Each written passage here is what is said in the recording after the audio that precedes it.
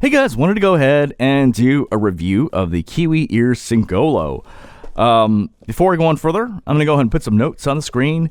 Please note that whatever is in the notes is usually pretty dang different from what's actually in the video, because it's more of a live journal. It's where I'm writing down my thoughts as I'm, checking out the IM. But I strongly recommend checking it out because it gives you a lot more context, and it's much more detailed in many ways.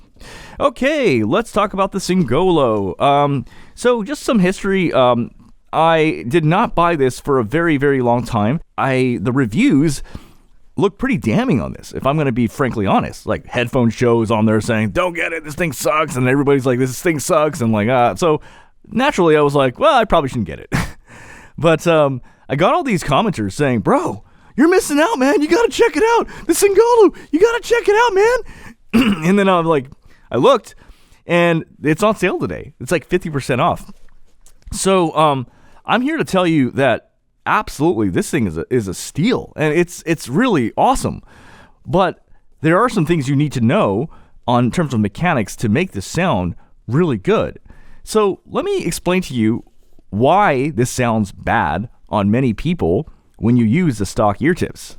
I'm going to make a drawing here. So let's say, okay, this is a standard ear tip, and this is facing this way, and this is the front.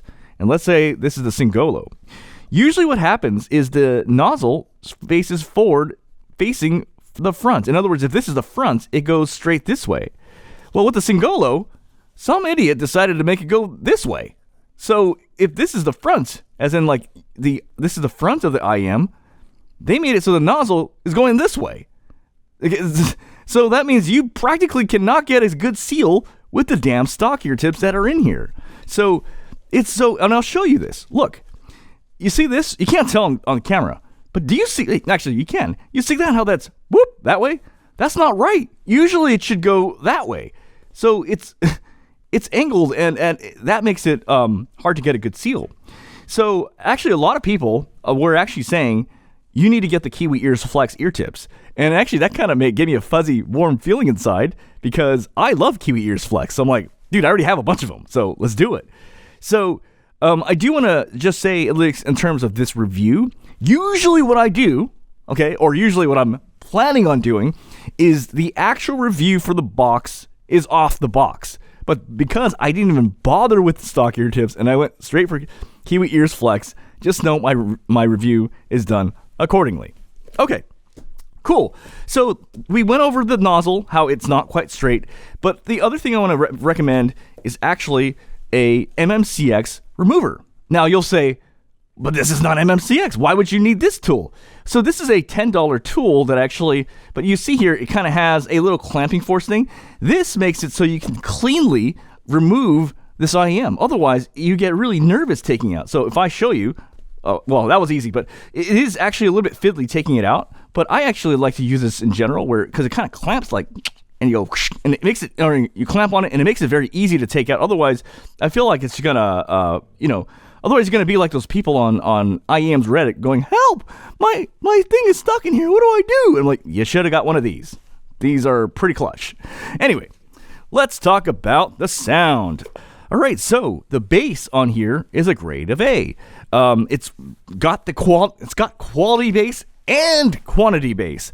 I hate it when I get an IM that it's kind of thin or lean sounding on bass. This is actually pretty good bass. And I kind of want to make this clear because right now people are saying so far we have 3 straight A's of bass. Basically an A on this, an A on the Sivga Q, and then we have an A on bass on the Crinacle Blue 02. Dude, they're all good at bass, in different ways. So the Sivga Q, I gave it a grade of A of bass, not because it's like brr-burm, brr-burm, but because it's balanced. It's so balanced with bass. Now the Crinacle Blue 02, and it's pretty damn fun, And sure enough, he did the same thing here. It's got good bass. He knows his bass, So the bass is a grade of A. It's not anemic. If I had to grade the bass in terms of sub-bass, what is it? So if this is, if this is correct, as in this is how the sub bass is supposed to sound. This is what the audio engineers intended for the sub bass to sound like, as in this is correct. This is actually above correct. And then this right here is Beats by Dre, where it's too much. So it's right here. It's a little bit above correct. So it's going to be a little bit more fun when it comes to bass.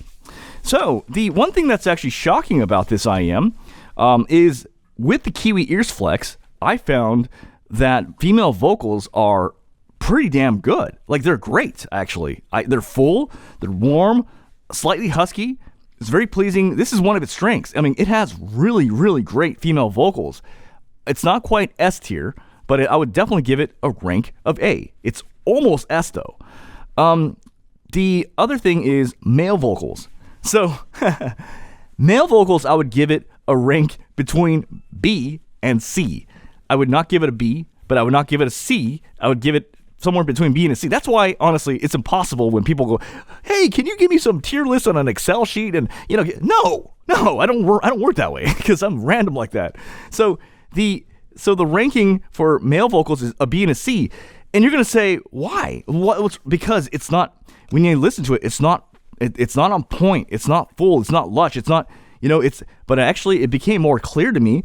Honestly, when I actually was monitoring with this, what this does to my voice when I actually wear these IEMs and I use a neutral microphone, it just sounds, okay, I'm going to use technical jargon and then I'll talk realistically, but then it'll make sense. It sounds kind of like the MXL V67G. That microphone does not make you sound good, but it doesn't make you sound bad. So you know how, like, for male vocals, you want it to sound like, it's got a little bass in it, or it's smooth, or it's just like aggressive, or it sounds dark, or it sounds good. And imagine something that just makes you sound just like you, boring you, exactly how you sound.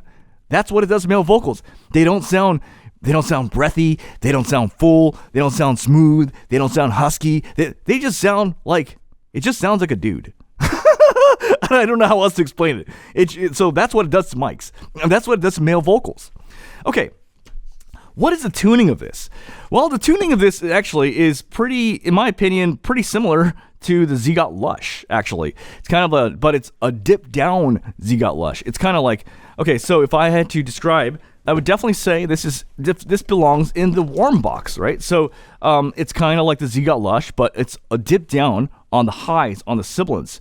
I would say not as dark as, it's not as warm, I would say, as Dusk DSP mode, but it's warmer than Dusk 3.5 mode.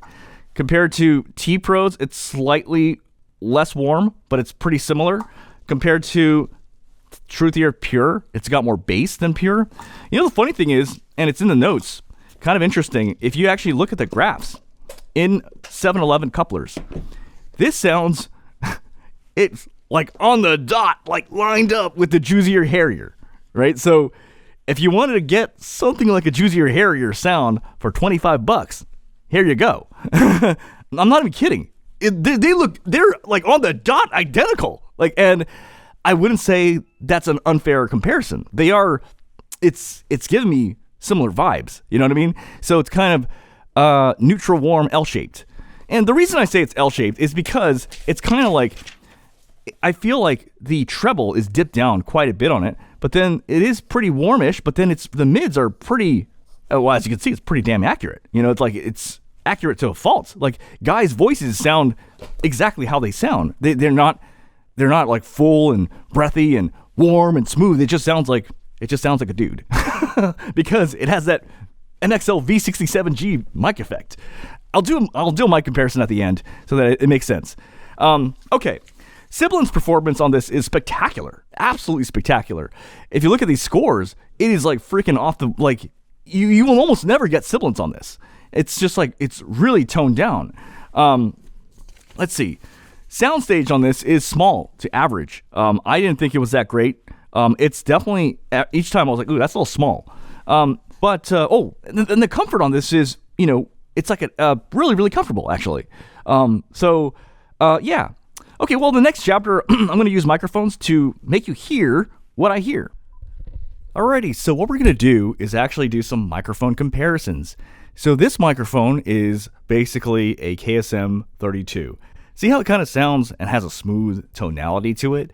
Well, when I actually listen with the Singolo, it does not sound like this on male vocals, on my voice. It doesn't add warmth and smoothness to it, so it doesn't sound like this. It also does not sound like this. You hear this microphone, nice and smooth. Microphone check, testing 1, 2, 3. See how the voice is smooth and warm, a little bit dark, a little bit like warm, right? It doesn't sound like this either. It also does not sound like this. This is another microphone which has kind of smooth tonalities to it. Microphone check, testing 1, 2, 3. It does not sound like this. What it actually sounds like is actually closer to this. Hello, microphone check, testing 1, 2, 3. This microphone actually is a straight line when you look at the frequency response. It's just flat. This sounds exactly like me. Nothing fancy, nothing warm, nothing fuzzy, nothing smooth. It's just, that's how you sound.